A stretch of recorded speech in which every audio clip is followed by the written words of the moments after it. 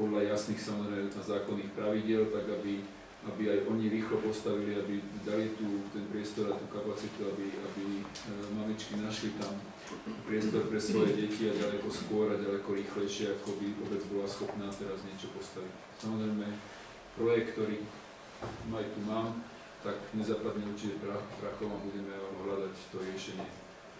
Budeme hľadať to riešenie aj v súvislosti napríklad nielen materskú školku, ale aj tie športoviska už je záujem. Takisto som rozprával aj tu s pánom Slobodom, že by sme našli určitú podporu aj športových aktivít a tá školka by bola doplnenie, boli by tam šatne, zasa pre využitie toho športu, parkovisko by mohlo byť ráno pre deti, teda pre rodičov a po obede by mohlo byť zase pre športovcov a tak ďalej. Čiže táto symbióza sa mi fakt páči a budeme to skladať aj z viacerých subjektov, nielen teda tie, ktoré majú záujem o prípade nekomerčnú aktivitu škôlky, ale aj ktorí majú záujem o nejakú komerčnú aktivitu a tiež vedia pomôcť v takomto projekte.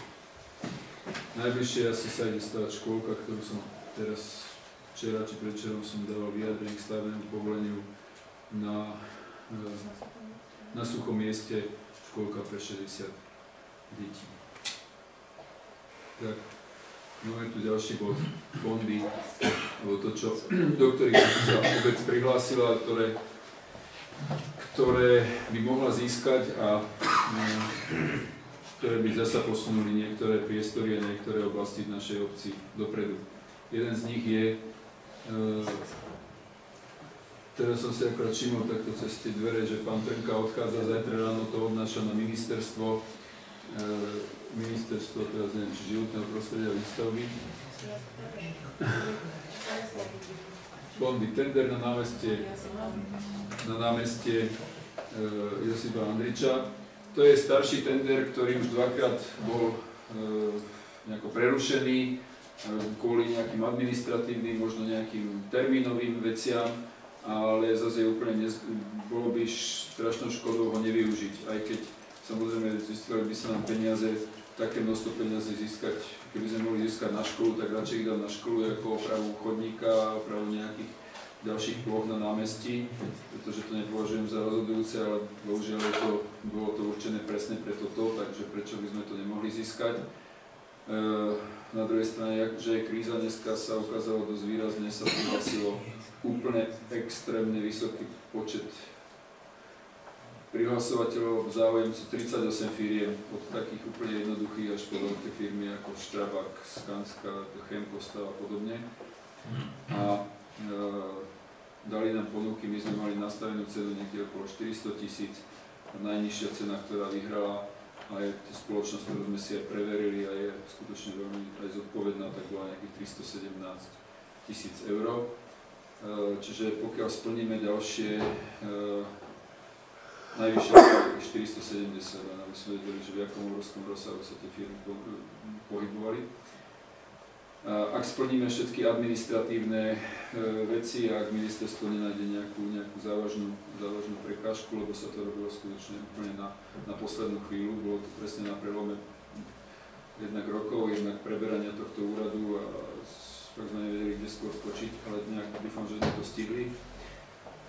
A čakáme teda na výsledok. Pokiaľ by bol, takže by sme mali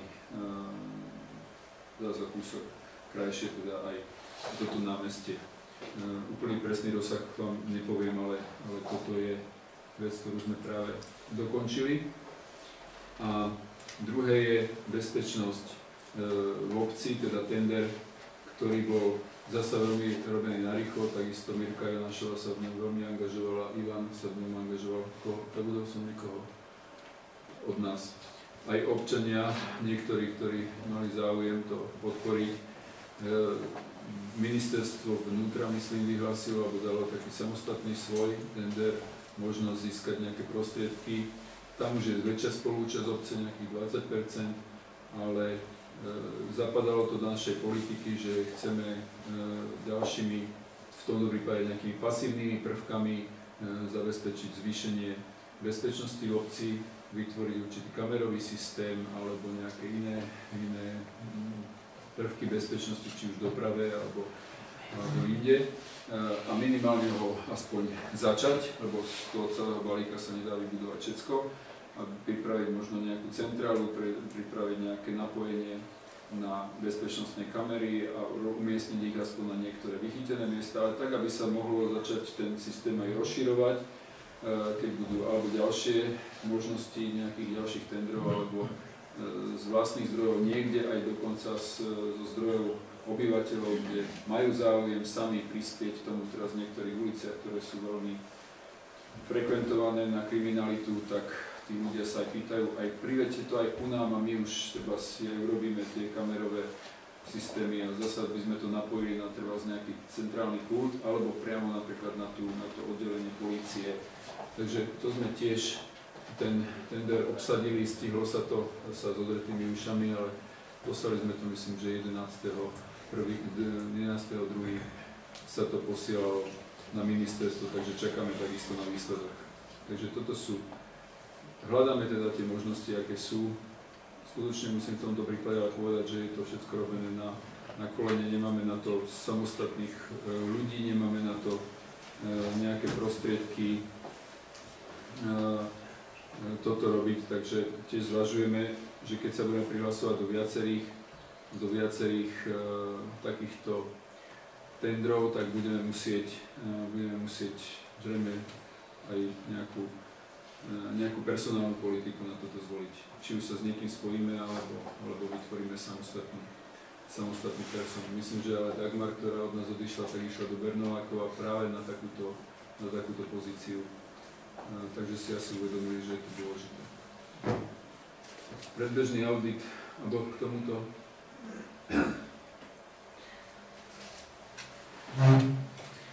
Predbežný audit územno-plánovacej dokumentácie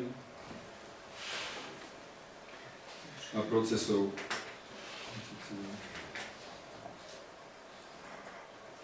Ja som, tak jak som na prvom zastupiteľstve požiadal poslancov o schválenie spustenia auditu. To je jedna z tých politikov, ktorých som hovoril, že musíme urobiť audit územno-plánovacej, alebo teda stavebný audit, musíme urobiť audit finančný, audit právny. Tak sa na všetkých frontoch sa to rozbehlo a jeden z tých teda ten jeden audit toho územného plánovania, územného konania, stavebného konania už začal. Spolupracujem predovšetkým s jednou výraznou alebo významnou expertkou na túto problematiku, ktorá tu dochádza, ktorá tu prehľadáva všetky dokumentácie, ktoré sú a ktorá mi dáva všetky tieto podklady, okrem iného napríklad celý ten dôvodovú správu na dnešné schválené územný plán obce a nejakú stavebnú uzáveru. Zároveň pomáha mi aj, aký to má dopad aj na infraštruktúru a podobne. Tak urobila audit, teda v prvom kroku urobila audit, v akom stave je naša územno-plánovacia dokumentácia, o ktorej som už hovoril, že aký má význam a jej nekvalita, aký má zase práve negatívny význam. Takže mi poslala audity, predbežné audity už v tejto prvej časti na územné plánovanie, časť územný plán obce, čo je úlohou toho auditu, zistené nedostatky, predovšetkým to, čo som už spomínal, nie je uložený, dostupný v obci na stavebnom úrade v kompletnom stave, chýbajú textové časti, čistopisy a tak ďalej, grafické časti, opatrené schvaľovacou doložkou alebo nemajú vôbec, nezodpovedajú vyhláškam, neobsahujú základné výkresy, nie je uložená kopia všeobecných záväzných predpisov, v nich v zložke nie sú založené kopie registračných listov, za tým pádom preto nevieme ani, že kde sú, v jakom sú rozsahu. Počas uplynulých 9 rokov bolo 14 zmien a doplnkov, asi tu napísala, to znamená, že nie je možné určiť, pretože sa zistili aj nejaké fragmenty nejakých dokumentácií, ktoré by navodzovali možnosť, že existuje ešte viacej.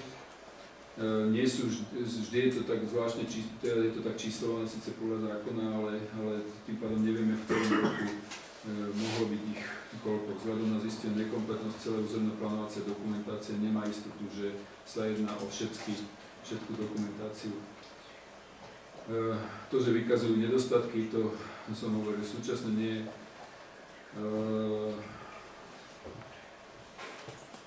nie sú v súlade, nie sú často, jak som hovoril o rozdielnom spracovaní, tak často niektoré vôbec nie sú v súlade s príslušnými všeobecne záväznými právnymi predpismi.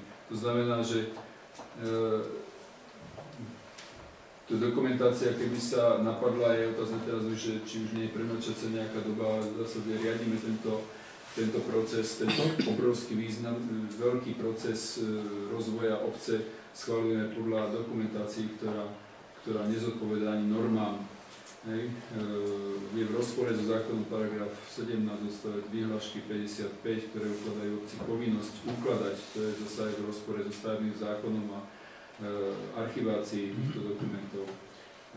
No a potom už hovorí o samotnej vecnej stránke tých dokumentov, čo im chýba navrhované opatrenia, akým spôsobom by sme mali či už tieto aspoň nejako dať do poriadku, to znamená, budeme musieť ísť na krajský úrad a vyhľadať nejaké kópie, možno prípadne niekedy od projektantov, ktorí to projektovali, a na tejto branži poznám niektorých ľudí, takže možno pokiaľ oni tu majú archiváciu, tak ešte od nich dostať niektoré a ich doplniť, ale predovšetkým v tom ďalšom, v ktorom budeme pracovať, tak aby sa pracovalo tak, ako má byť.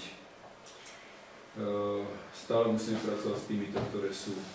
To je územno-plánovacia dokumentácia. Ďaleko horší stav je však územné plánovanie, čas územné konanie, a teraz dokončuje stavebné konanie a technickú infraštruktúru, alebo teda ešte aj kolaudačné konanie.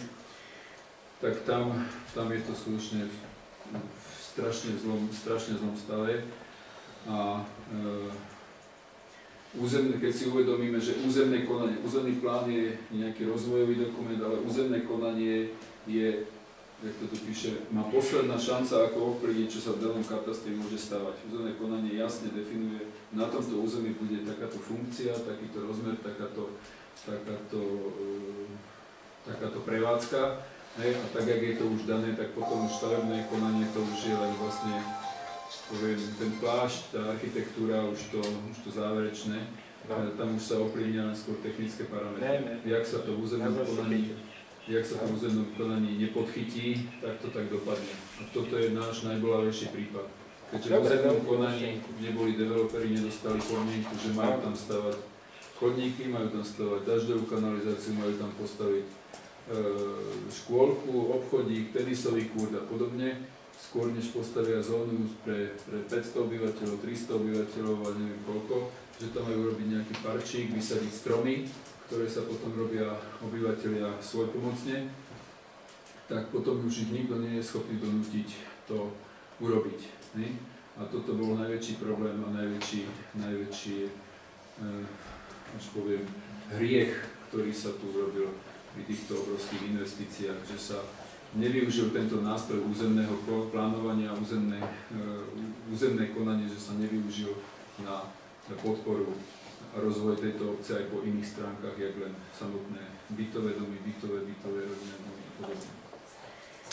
Čiže táto správa, ja ju samozrejme poslancom myslím, že som už poslal, ale znamená ich pošlem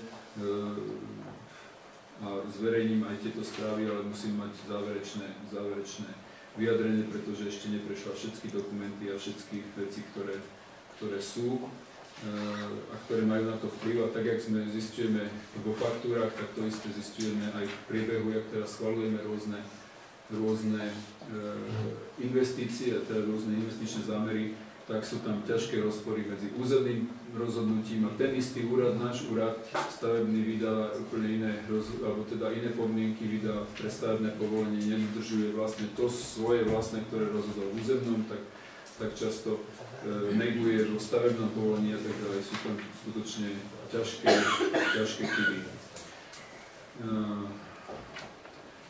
Jedným z najväčších chýb je naši ľudia, to som hovoril, to súvisí s tým, že nás je tam málo na stavebnom a často sa nedostanú vôbec do terénu, často nevedia vôbec do akých podmienok schvaľujú, či už domy alebo nejaké veci, nevedia, že objekt na Brezovej alebo neviem na čom, že čumí niekomu do záhrady, alebo že sú blízko bez seba domy, alebo že tam nie je vytvorená cesta, alebo že nie je niečo, alebo že je zasypaný rigol, len preto, že sa nie je ústne konania pri týchto územných konaní, že nikto nejde do terénu a nepozrie si to na mieste činu.